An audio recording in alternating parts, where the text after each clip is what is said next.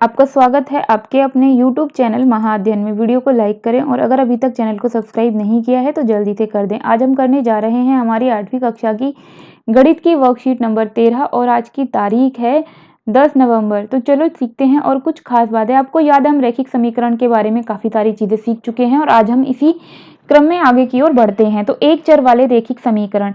महिमा श्वेता की बातचीत दी गई है कि महिमा ने श्वेता से उसकी उम्र पूछी तो श्वेता ने कहा, मेरी और मेरे बड़ी भाई की उम्र दो क्रमागत सम संख्याएं हैं और दोनों की आयु का कुल योग 30 है। अब स्वयं सोच लो कि मेरी उम्र कितनी होगी।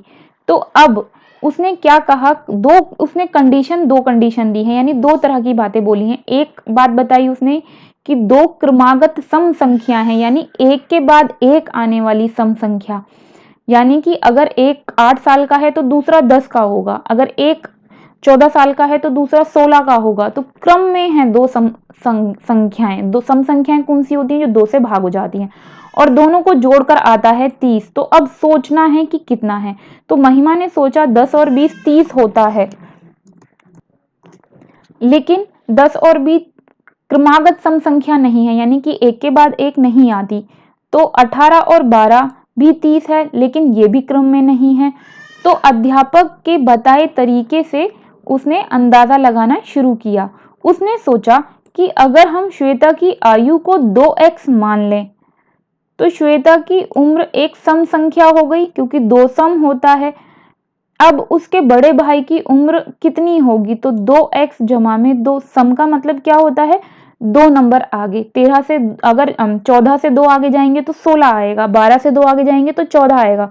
तो अगर श्वेता 2x की है तो उसका भाई उसमें 2 जमा करके आ जाएगा। तो प्रश्न के अनुसार 2x और 2 को जमा कर दिया जाए तो संख्या कितनी आएगी? 30 आएगी। तो श्वेता की उम्र हमने निकाली 2x और उसके भाई की उम्र हमने निकाली 2x जमा 2। इन दोनों को हमने जमा किया तो आएगा 30। तो इसको अगर हम समीकरण को हल कर लें तो उत्तर हमारा आ जाएगा। तो चलो करके देखते हैं। 2x और 2x को जोड़ा तो 4x आ गया और बच गया जमा में 2, तो ये लिख दिया। दूसरी तरफ 30 था, उसको लिख दिया। अब 2 यहाँ पर जमा में है, दूसरी तरफ जाएगा, बराबर के निशान के दूसरी तरफ जाएगा तो वो घटा में जाएगा, तो कितना हो जाएगा? 28। यहाँ पे कितना बचेगा? 4x बराबर 28। तो x को यहीं छोड़ देते हैं 28 के बट्टे में, यानी कि x के साथ 4 गुणा में है तो दूसरी तरफ भाग में जाएगा, यानी 28 के भाग में आया 4। तो उम्र कितनी निकली? 4 सत्ते 28। तो श्वेता की उम्र कितनी थी? 2x। तो x कितना निकला है? 7 निकला है। 4 सत्ते 28 ना, तो 7 आया यहाँ पे। तो x कितना आया? 7 आया। तो 2 गुणा में 7 यानी कि 14। तो श्वेता की उम्र 2x थी, यानी कि 14 थी। तो उसके भाई की उम्र कितनी होगी? जमा 2 कर दो तो 16 होगी। तो दोनों की उम्र निकल गई। अब अगला एग्जाम्पल यानी उदाहरण हमें दिया है कि परवीन के पास गुल्लक में 180 रुपए हैं। उसने दक्ष से कहा कि उसकी गुल्लक में सिर्फ 2 रुपए 5 रुपए के सिक्के हैं और 2 रुपए के सिक्कों की संख्या 5 रुपए के सिक्कों की संख्या का दुगना है। तो बताओ मेरी गुल्लक में 2 रुपए के और 5 रुपए के कितने सिक्के हैं? तो फिर उसी तरीके से करते हैं जैसे हमने पहले किया था। अगर हम ये मान लें कि गुल्लक में इन्होंने कहा है कि 2 और 5 के सिक्के हैं और 2 के सिक्के 5 के सिक्कों से दुगने हैं। तो दुगना कौन है? 2 का सिक्का। तो हम 5 के सिक्के मान लेते हैं। हमने मान लिया कि 5 के सिक्के जो है वो है एस माना है, इस बार हमने एस मान लेते हैं। कलर चेंज कर लेते हैं, येलो में येलो दिखाई भी नहीं दे रहा है। तो 5 के सिक्कों की संख्या हमने मान ली एस। तो 2 की कितनी हुई? तो हमने कहा 2 जो है 5 से दुगना है, तो 2 के सिक्कों की संख्या हो गई 2s। अब इन्होंने हमें एक और बात क्या बोली? कुल मिलाकर 180 रुपए हैं। तो यानी कि अगर हम 5 के सिक्के और 2 के सिक्के इन सब को क्या करेंगे? इन सब को हम अगर यहां पर लिखा था, देखो क्या लिखा था?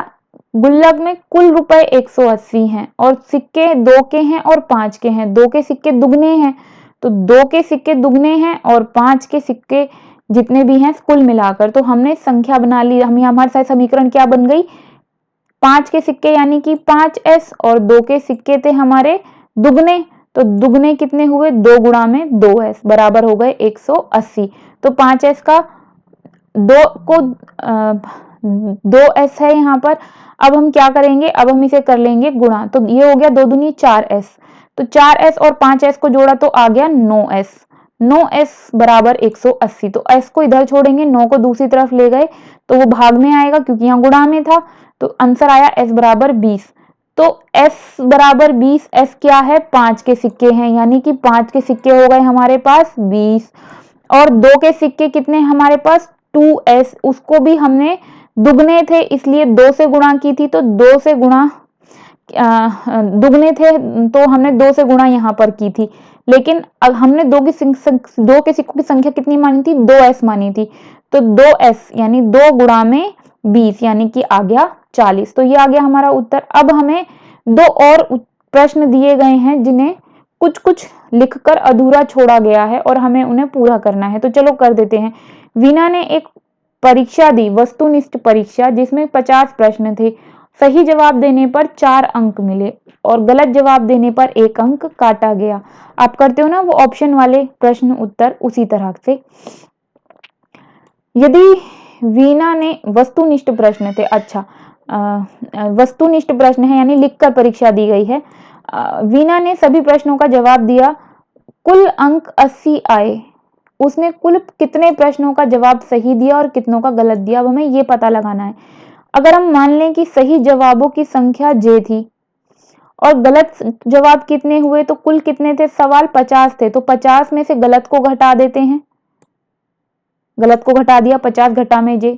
सही जवाब देने पर अंक कितने मिले, तो भाई ये आ गए 4, क्योंकि हमने ये पढ़ा ही था, यहाँ पे 4 अंक मिल रहे हैं। और गलत जवाब देने पे कितना काटा जा रहा है, 1 अंक, 1। तो कुल अंक बताने हैं, तो भाई सीधी सी बात है, कुल अंक हो गए 80, क्योंकि इन्होंने ये भी हमें दिया हुआ है, कुल अंक 80। तो अब क्या समीकरण बनी, समीकरण बनी सही जवाब को हमने सही जवाब से गुणा किया, यानी कि 4j जमा कर दिए उसमें क्या, जो गलत जवाब हैं वो, तो 1 गुणा में 50 घटा j बराबर 80, तो कुल 80 इनका हिसाब किताब आना चाहिए। तो अब इसको सही कर लेते हैं, इसे गुणा कर लेंगे 1 के साथ और इसे खोलकर हमने लिखा 50 के साथ गुणा करके 50 घटा में j आ गया, और इसी तरीके से हमारा ये आ गया 5। एक j को हमने 4j में से घटाया तो आ गया 3j, यहाँ पर बच गए 50, दूसरी तरफ 80 है, 50 को दूसरी तरफ लेके जाएंगे तो घटा हो जाएगा, 80 में से 50 गए 30, j के साथ में गुणा में 3 है, दूसरी तरफ ले गए तो j का मान आया हमारा 10। तो इसका मतलब क्या हुआ, सही जवाबों की संख्या कितनी है, बताओ कितनी है, हमने निकाला 40, 4j थे ना सही प्रश्न। तो इस तरीके से हमने सही जवाबों की संख्या भी निकाल ली है, और आगे बढ़ते हैं हम अगले प्रश्न की ओर। हमसे जितना कहा गया था हमने उतना कर दिया है। अगले प्रश्न में इन्होंने हमसे कहा है 7 से विभाजित होने वाली 2 क्रमागत संख्याओं का योग 343 है, दोनों क्रमागत संख्याएं बतानी है आपको। तो पहली संख्या इन्होंने x मानी है और दूसरी x जमा में 7। प्रश्न के अनुसार समीकरण बनानी थी, तो अगर इन दोनों को जोड़ेंगे तो आएगा 343, तो इनको हमने जोड़ा और ये आया 343। अब आगे करते हैं, x को जोड़ेंगे तो 2x आ गया, जमा में 7 आ गया, बराबर 343। 7 यहाँ पे जमा पर है, दूसरी तरफ ले जाएंगे तो घटा में हो गया, घटा करके आ गया 336। अब 2x है, 2 गुणा में है, दूसरी तरफ जाएगा तो भाग में आ गया, 2 से 336 को भाग किया तो आ गया 168। अब इन्होंने कहा है इसे जांच करो कि आपका x का मान सही निकला है कि नहीं। ये हमने पिछली वर्कशीट में सीखा था कि जो भी हम मान निकालते हैं उसको अगर हम समीकरण में रख दें तो बराबर के दूसरी तरफ जितना अंक है अगर उतना ही आ जाए तो इसका मतलब हमारा सवाल सही है। तो चलो रख देते हैं। तो हमारे पास जो संख्या है उसमें अगर हम ठीक से देखने की कोशिश करेंगे तो एक तरफ यानी कि लेफ्ट हैंड साइड पर है हमारे पास ये वाली रकम और राइट हैंड साइड पर है हमारे पास ये।